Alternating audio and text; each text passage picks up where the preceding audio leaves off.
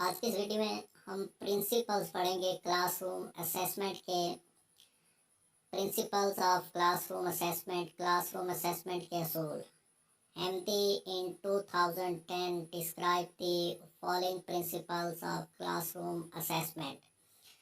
Classroom assessment के principles के हवाले से हैम्डी ने 2010 के अंदर ये असूल पेश किए। Assessment should be formative. Assessment जो है वो फॉर्मेटिव होनी चाहिए। Classroom assessment should be carried out regularly in order to inform ongoing teaching and learning. Classroom assessment जो है ये बाकायदगी के साथ ली जानी चाहिए to inform ongoing teaching and learning. Ongoing जो टीचिंग जारी है और जो पढ़ाया जा रहा है और जो सीखा जा रहा है उसके बारे में जानने के लिए। It should be formative. Assessment को फॉर्मेटिव होना चाहिए because it refers to the formation of concept और प्रोसेस, क्योंकि इससे हम कंसेप्ट और प्रोसेस बना सकते हैं। To be formative assessment is concerned with the way the student develops or forms, so it should be for learning. In other words, दूसरे अल्फाज में it has a crucial role in informing the teacher about how much the learners as a group, and informing the teachers about how much the learners as a group and how much individuals within that group have understood about what has been learned or still needs learning, as well as the suitability of their classroom activities, thus providing feedback on their teaching and informing planning. Teachers use it to see how far learners have mastered what they should have learned. So classroom assessment needs fully to teach its formative potential if a teacher is to be truly effective in teaching. Assessment determine planning. Classroom assessment should help teachers plan for future work. Classroom assessment जो है ये teachers की इस्तादा की मदद करती है अपने मुस्तकबिल के काम के लिए। First, teacher should identify the purpose for assessment. सबसे पहले इस्तादा को जो असेसमेंट का मकसद है उसकी निशानदही करनी चाहिए। That is specify the kinds of decisions teachers want to make as a result of assessment. Second, they should gather information. दूसरा, उन्हें इंफॉर्मेशन हासिल करनी चाहिए related to the decisions they have made, जो कि उन्होंने बनाए हैं। Next, they interpret the collected information। वो collected information हासिल करना चाहते हैं। that is, it must be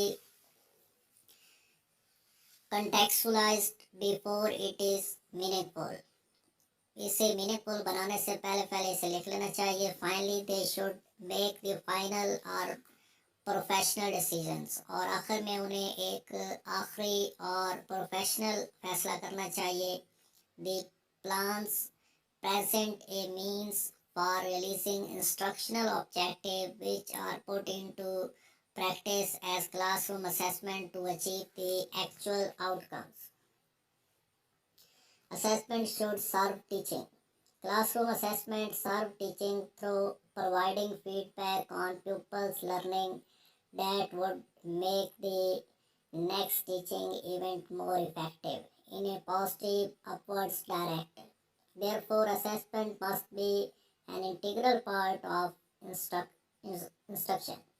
Assessment seems to drive teaching by forcing teacher to teach what is going to assessed. Teaching involves assessment, that is, whenever a student responds to a question, offers a comment, or tries out a new word or structure, the teacher makes an assessment of the student's performance. So when they are teaching, they are also assessing। जब वो पढ़ा रहे होते हैं तो वो assess भी कर रहे होते हैं। Good teacher never ceases to assess students। एक अच्छा जो टीचर है वो कभी भी तलबा को assess करना नहीं छोड़ता। whether those assessments are incidental or intended. चाहे वो assessment जो है वो accidental हो, अचानक हो, या फिर उसकी पहले से सोचा हो उसके बारे में. Assessment should serve learning. Classroom assessment is an integral part of learning. Classroom assessment जो है ये बुनियादी हिस्सा है learning process का भी. The ways in which learners are assessed, वो तरीक़ेकार जिससे learners को सीखते हैं, are evaluated strongly affect the ways they study and learn. It is the process of finding out who the students are, what their abilities are, what they need to know, उन्हें क्या जानने की ज़रूरत है, and how they perceive the learning will affect them. In assessment, the learner is simply informed how well or badly she has performed. It can spur learners to set goals for themselves. Assessment and learning are seen as linked and not separate processes because of their mutually influenced features. Learning by itself has no meaning without assessment and vice versa. Assessment should be curriculum driven. Classroom assessment should be the servant, not the master of the curriculum. Assessment specialists view it is an integral part of the entire curriculum cycle. Therefore, decisions about how to assess students must be considered from the very beginning of curriculum design or course planning. Assessment should be interactive.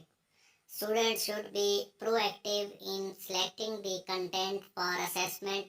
It provides a context for learning and meaning and purpose for learning and engage students in social interaction to develop oral and written language and social skills.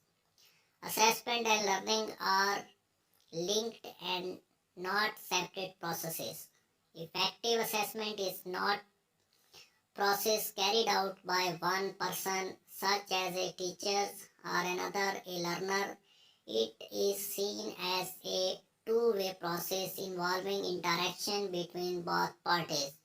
Assessment then should be viewed as an interactive process that engaged both teachers and students in monitoring the student's performance. Assessment should be student-centered. Since learner-centered methods of instructions are principally concerned with learner needs, students are encouraged to make more responsibility for their own learning and to choose their own learning goals and projects. Therefore, in learner-centered assessment, they are actively involved in process of assessment. Involving learner in aspects of classroom assessment minimizes learning anxiety and results in greater student motivation. Assessment should be diagnostic. Classroom assessment is diagnostic because teachers use it to find out learners' strengths and weaknesses during the in-process class instruction. They also identify learning difficulties. If the purpose of the assessment is to provide diagnostic feedback, then this feedback needs to be provided in a form, either verbal or written, that is for learners to understand and use. Assessment should be exposed to learners. Teachers are supposed to enlighten learners accurate information about assessment. In other words, it should be transparent to learners. They must know when the assessment occurs, what they cover in terms of skills and materials, how much the assessment are worth, and when they can get their results and results are going to be used. They must also be aware of why they are assessed because they are part of assessment process. Because the assessment is a part of learning process, it should be done with learners, not to them. It is also important to provide an assessment schedule before the instruction begins. Assessment should be non-judgmental. In the classroom assessment, everything focuses on learning, which results from a number of such factors as student needs, student motivation, teaching style, time on task, study intensity, background knowledge, course objectives. So there is no praise or blame for a particular outcome of learning. Teachers should take no stance on determining who has done better and who has failed to perform well. Assessment should allow students to have reasonable opportunities to demonstrate their expertise without confronting barriers. Assessment should develop a mutual understanding. Mutual understanding occurs when two people come to a similar feeling of reality. In second language learning, this understanding calls for a linguistic environment in which the teachers and students interact with each other based on the assessment objectives. Therefore, assessment has the ability to create a new world image by having the individuals share their thoughts helpful in learning processes. When learning occurs, this is certainly a result of common understanding between the teachers and students. Assessment should be lead to a learner autonomy. Autonomy is a principle in which students come to a state of making their own decisions in language learning. They assume a maximum amount of responsibility for what they learn and how they learn it. Autonomous learning occurs when students have made a transition from teacher assessment to self-assessment. This requires that teachers encourage students to reflect on their own learning, to assess their own strength and weakness, and to identify their own goals for learning. Teachers also need to help students develop their self-regulating and metacognitive strategies. Autonomy is a construct to be fostered in students, not taught by teachers. Assessment should be involved reflective teaching. Reflective teaching is an approach instruction in which teachers are supposed to develop their understanding of teaching quality based on data information obtained and collected through critical reflection on their teaching experience. This information can be gathered through formative assessment using different methods and tools such as class quizzes, questionnaires, surveys, field notes, feedback from peers, classroom ethnographies, observation notes, and summative assessment. Different types of achievement tests taken at end